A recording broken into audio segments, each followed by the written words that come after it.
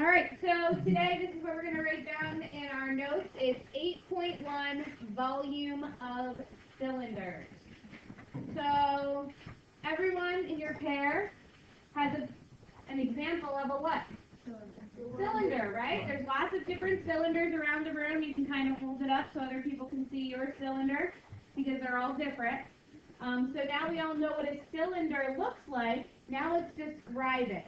How could you describe a cylinder to somebody who can't see it or isn't looking at it? Gavin? Round. Round, okay. Jaden? The base and top are flat. The base and the top are flat. Okay, they're flat shapes of what? Circles. I'm sorry, what did you say? Circles. Circles, good. So the faces, the base and the top, the two bases are circles. Okay, now imagine cutting the label off of this container. What shape would you have? The whole thing together right now is a cylinder. But imagine off of any of the cans, the soup can, the peanut can, or the Pringles can. If I were to cut this label off, what shape would it be? Rectangle. A rectangle. So a cylinder is made up of two circles for the bases, and the side all the way around is actually just a rectangle. It's turned into like a circle. All right, let's do a little review. So the first thing we're going to review is a circle, because if you don't understand the parts of a circle, you will not be successful finding the volume. Ooh, that's what I forgot. What is volume? The area of space inside. Good, Josh got it. The area of space inside the shape, how much it holds. So right here I have this styrofoam, and if you, during any of these lessons, get any of my styrofoam pieces, please be very careful with it. I think this piece alone costs like $10. They're like ridiculously priced, so please be gentle with them. Don't poke them, pick at them, anything. But anyway, it's the amount of styrofoam. That's the volume, what I'm holding in my hand right here. Or for this container, it's the amount of stuff I can fit inside it. That's volume. All right, so in this first picture, please draw this picture. What does that red line indicate on a circle? It indicates the radius. Nice job. That is the radius. It's from the center to the outside. The second picture, the line goes all the way across, which is the diameter. These are two terms that if you confuse them, you will not be able to use the formulas correctly. All right, so let's get into some examples. We have a video here for you to watch about cylinders.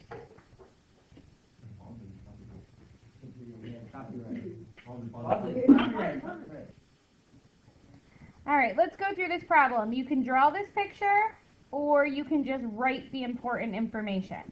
So we're finding the volume of a cylinder, and we're rounding to the nearest tenth if necessary. So looking at this picture, what does this 5 represent? It represents the radius, so I'm going to label that R. What does 8.3 represent? The height. Now I'm going to look at my formula, and this needs to be written down. Volume equals pi R squared times height. So the volume equals 3.14 times R is 5, so it will be 5 squared times the height of 8.3. Please solve and label. So in the problem, it tells you to make sure you round to the nearest tenth. So when I do this in a calculator, I get 651.6 centimeters cubed. Make sure if you're solving for volume, your exponent is 3. It is cubed. Oh, all right, so we have example number 2. So again, you can draw the cylinder if you'd like. Or you can just write the important numbers that we need to know. So our 5.5, is that our radius or our diameter? That is the radius. You can clearly see that the line only goes from the outside to the center. 9 is our height. We're then going to take that information and substitute it into our equation and solve.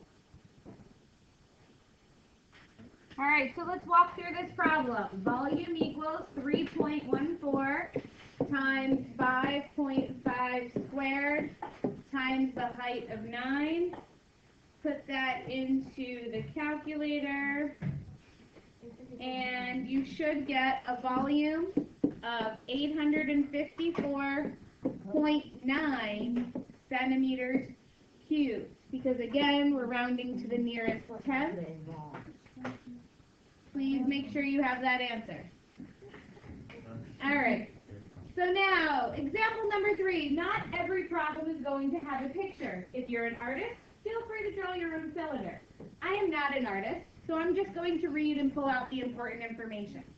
So it says, find the volume of a cylinder with a diameter of 16 inches and a height of 20 inches. I heard someone share what the radius is. What is the radius? 8. Very good. It is half of the diameter. So 16 divided by 2, the radius is 8 inches. Good, because for this problem, I need the radius, not the diameter. Now I'm going to substitute into my formula. Volume equals pi. I'm going to use 3.14 times 8 squared times 20. We're going to round to the nearest tenth, and the volume of this cylinder is 4,019.2. What's my label? Inches squared. Inches cubed.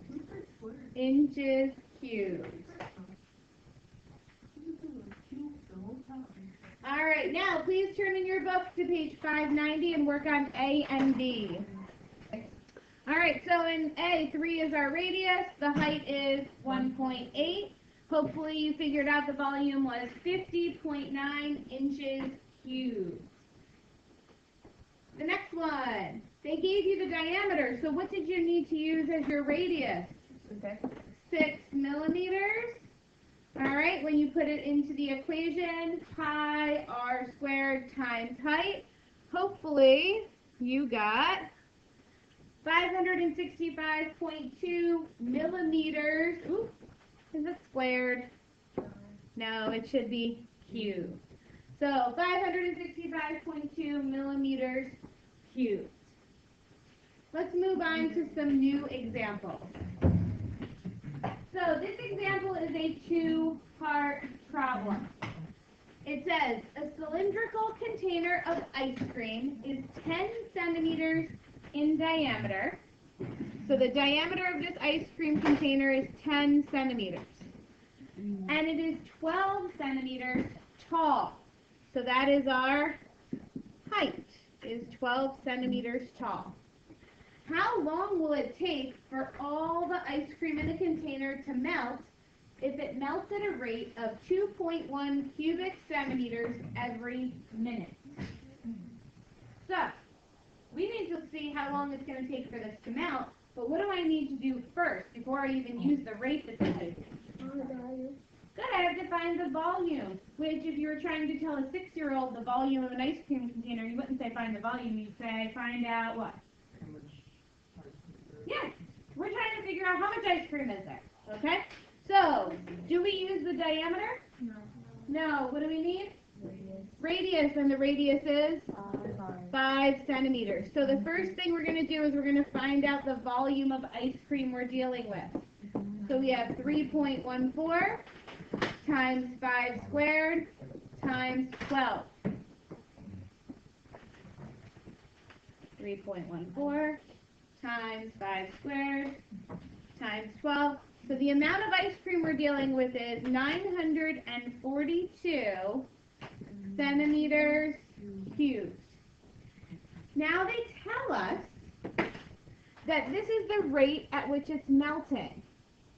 2.1 cubic centimeters, which is our label, cubic centimeters, that's a good thing, every minute. So, what operation am I going to need to do now? Come here. very good. So I'm going to take my amount of ice cream, my 942, and I'm going to divide, so it's centimeters cubed, and I'm going to divide by 2.1 centimeters cubed per minute, and I'm going to be left with 4,000, oh, yeah, not 4,000, sorry, can't read my calculator. Has a horrible dent. No, I can't read my calculator. 448.6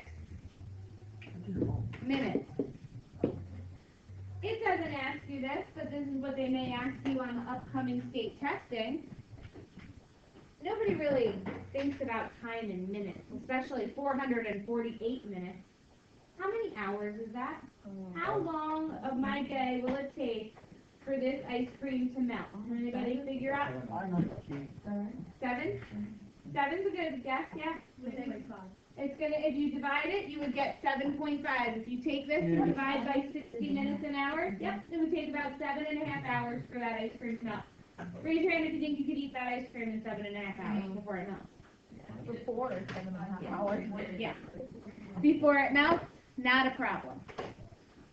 All right, now you are going to try it on your own, 591C, but I will warn you, it is a two-step problem, but it might not be the exact same operation.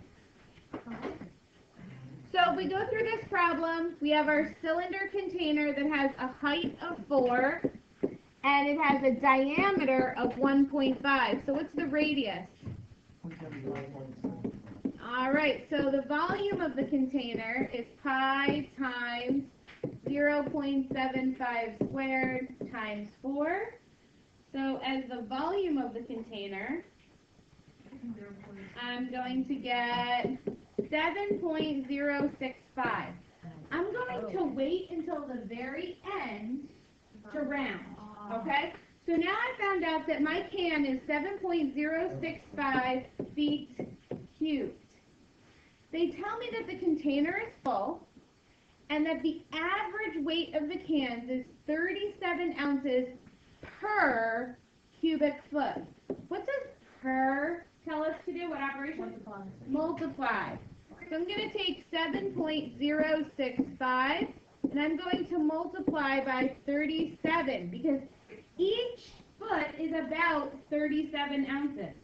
So I'm going to take that and multiply, and I'm going to get 261.4 ounces, which is very close to one of our guesses. They may have estimated before they did the next step. So 261.4 ounces. I also challenged you to tell me how many pounds that was. How many ounces are in a pound? 16 ounces in a pound. So 261.4 divided by 16 is 16.3 pounds. So nice job. All right, let's draw this picture here. Now, this type of picture is called a composite shape. Composite means it's combining two shapes. Tanya uses cube-shaped beads to make jewelry. That should say bead, not bead. Each bead has a circular hole through the middle. Find the volume of each bead. So we have a figure here. The outside figure, the shape of the figure is a what? Cube. And the cutout part is what shape? A cylinder. So we have to find the volume of two shapes. We have to find the volume of a cube, and we have to find the volume of a cylinder. So, what is the formula for a volume of a cube? It's the same as a rectangular prism. Jordan? Base times height.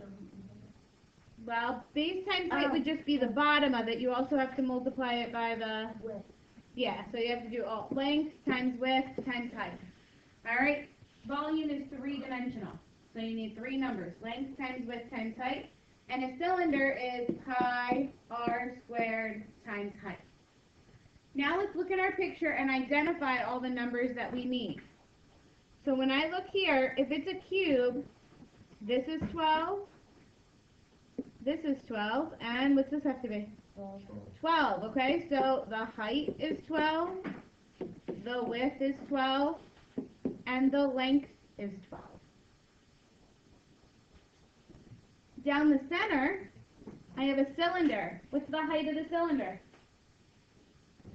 I mean, well, 12. It's the same as the height of the cube. Now this 2, is that the diameter or the radius? That's the diameter. I need the radius. What is the radius?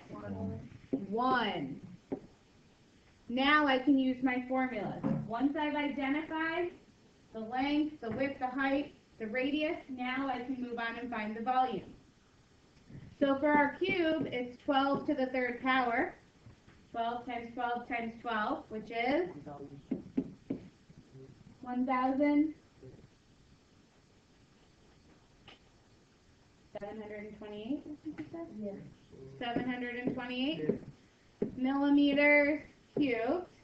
My cylinder is 3.14 times, what's the radius? Well, The radius was 1 squared times the height of 12. So we're going to really do 12 times 3.14.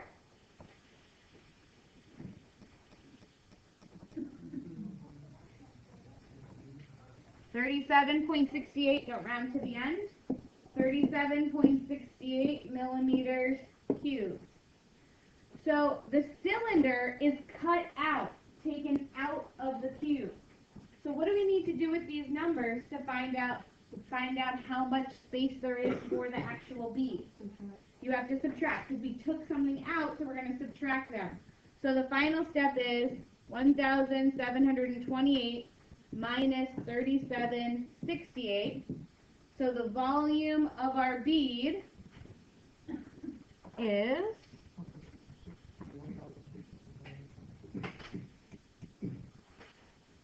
1,690.3 millimeters cubed. That's our final answer. Alright, so our next example is about a roll of paper towels. So the roll of paper towels has the dimensions shown. We want to find the volume of the roll. Is this a solid roll of paper towels? No. What's the shape of the big part? This is a cylinder. And what's the part that's cut out? cylinder. It's also a cylinder. So you need to find the volume of the large cylinder minus, because we're taking it out, right? There's no paper towels in the center. Minus the small cylinder. So let's work on this together. We have our picture of paper towels right here. The volume, this right here, this first number right here, 13. That's the what? What is that number? The diameter of the larger one, right? So that's the diameter of the larger cylinder. So what's the radius? If the diameter is 13, what's the radius? 6.5. So that's for the larger cylinder. So the volume of the big, I'm just going to write the big one, is 3.14 times 6.5 squared. And what's the height? 28. Good. Both cylinders have a height of 28. Before I go and solve that, I'd like to look at the smaller cylinder. Well, in the picture, did they give me the diameter or the radius for 4.5? They're giving me the diameter. You can see that they drew. When they draw a line that goes all the way across, that's the diameter. So what is the radius? 2.25. So now we have 3.14 times 2.25 squared, and the height is the same, 28. So we need to calculate these volumes, and then do we need to add or subtract? Subtract. Do that now. Alright, so volume of the big cylinder was 3,714.62. Volume of the small was 445.095. And then because I had to subtract out that hollow area where there are no paper towels, when you subtract it out, you should have gotten 3,268.7 centimeters cubed. That's actually the amount of paper towels on this roll. All right, the next problem is in your book, but we are going to do it together. So if you can please open up to page, I'm not sure. All right, so on page 592, we have two shapes. The first step when you have a composite picture or figure is to identify what shapes you have. So with this shape on the bottom of this is the storage chest. It's a rectangular prism. Okay, so most likely we're going to need to know the volume of a prism, which is length times width times height. And then what is the shape that's on top? Half a cylinder. So we know a full cylinder, the volume is pi r squared h. And because it's half, we are going to divide by 2. So those are the two formulas that we need.